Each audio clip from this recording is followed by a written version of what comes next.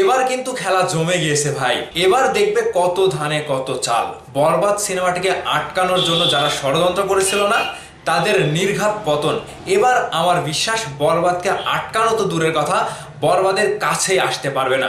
একেবারে মহা বিপদ সংকেত দিয়ে দিয়েছে সাকিবিয়ানরা এবং সারা দেশের হল মালিকরা। তবে কি সেই মহা বিপদ সংকেত, বিস্তারিত জানতে ভিডিওতে একটি লাইক দিয়ে সম্পূর্ণ ভিডিওটি দেখে যাবেন এবং চ্যানেলে নতুন না থাকলে চ্যানেলটি সাবস্ক্রাইব করবেন। ফেসবুক পেজে যারা ভিডিওটি দেখছেন পেজটি ফলো দিয়ে সাথেই থাকবেন।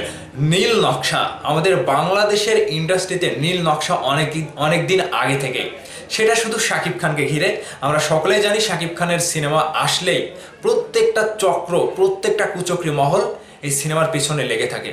এবার শুধু এই কুচক্রী মহল না, এবার ঈদে মুক্তিপ্রাপ্ত কয়েকটি সিনেমা বরবাদকে মানতে পারছে না। তারা চাচ্ছে যে বরবাদ আটকে যাক। তবে সেই সকল ব্যক্তিদেরকে এবার বলতে চাই, হল মালিকরা যেভাবে খেপেছে ভাই, এদের রস বের করে ছাড়বে। আমি বলে দিচ্ছি, সারা দেশের হল মালিকরা একেবারে আলটিমেটাম দিয়ে দিয়েছে যে বরবাদ সিনেমাটি যদি না আসে আমরা সিনেমা হল খুলবো না। বিষয়টা কি বুঝতে পারলেন?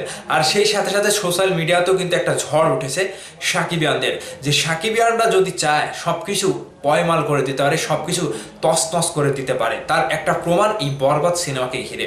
সাকিবিয়ানরা খুবই হতাশায় ভুগছে এবং বরবাদ সিনেমাটি আদৌ কি মুক্তি পাবে, এই যে ষড়যন্ত্র যারা করছে, ইন্ডাস্ট্রিতে এদের কাজই হচ্ছে ষড়যন্ত্র করা। তবে সকল ষড়যন্ত্রকে উপড়ে দিয়ে হল মালিকরা যে পদক্ষেপটা নিয়েছে যে আমরা বরবাদ যদি না আসে আমরা সিনেমা হল খুলবো না, তারা প্রদর্শন সমিতি থেকে, মানে সিনেমা হলের তো একটা প্রদর্শন কমিটি থাকে, তারা তো বরবাদ সিনেমাটি দেখেছে।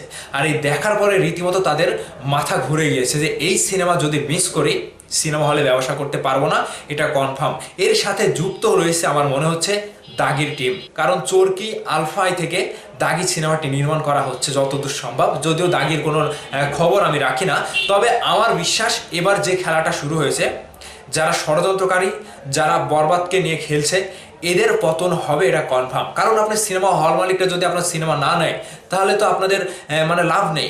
বরবাদকে আটকানোর ব্যর্থ চেষ্টা করে লাভ নেই। আর বরবাদকে আটকালেও অন্য সিনেমা যে হল মালিকরা নিয়ে চালাবে, এখানেও বাধা। হল মালিকরা সিনেমা নেবে না, দরকার হয় তারা ব্যবসা করবে না এবারের ঈদে, তারপরেও বরবাদ ছাড়া তারা সিনেমা চালাবে না। তবে সাকিবিয়ানদের লক্ষ্য একটাই, বরবাদ যেভাবে হোক ঈদে আসতেই হবে। সাকিবিয়ানরা প্রতিহত করবে, এর পেছনে সকল সাকিবিয়ানরা মাঠে নেমে পড়বে এবং লং মার্চ করবে এফডিসিতে। এফডিসির যারা দালাল রয়েছে, এফডিসির যারা কুচক্রী মহল রয়েছে, তাদেরকে একেবারে উচিত জবাব দিতে সাকিবিয়ানরা প্রস্তুত। প্রত্যেকটা গ্রুপে, প্রত্যেকটা পোস্টে আমি যা দেখতে পাচ্ছি, সাকিবিয়ানরা একেবারে ফুঁসে উঠেছে এই বরবাদ সিনেমার জন্য। আমরা সাকিব খানের প্রত্যেকটা ভক্তরা রয়েছি, বরবাদ কিভাবে ঈদে আসতে হয় সেই জায়গাটা, সেই কনফার্মেশন ব্যাপারটা আমরা করেই ছাড়বো। এবারের ঈদে একমাত্র আওয়াজই হবে বরবাদ নিয়ে।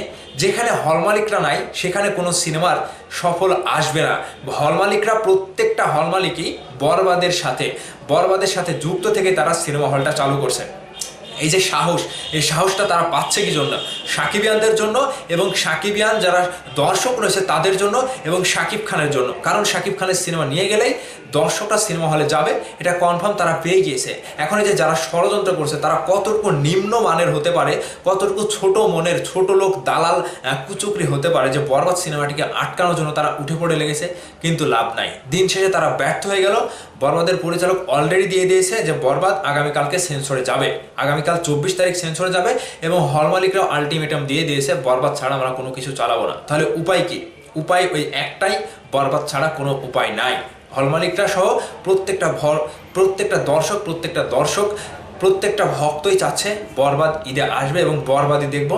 একমাত্র সিনেমা হবে বরবাদ। সাকিবিয়ানরা আপনারা খুশি তো? আপনারা কি এখন খুশি হলেন? অবশ্যই ভিডিওর নিচে কমেন্ট করে জানাবেন। ভালো থাকবেন, ধন্যবাদ সম্পূর্ণ ভিডিওটি দেখার জন্য।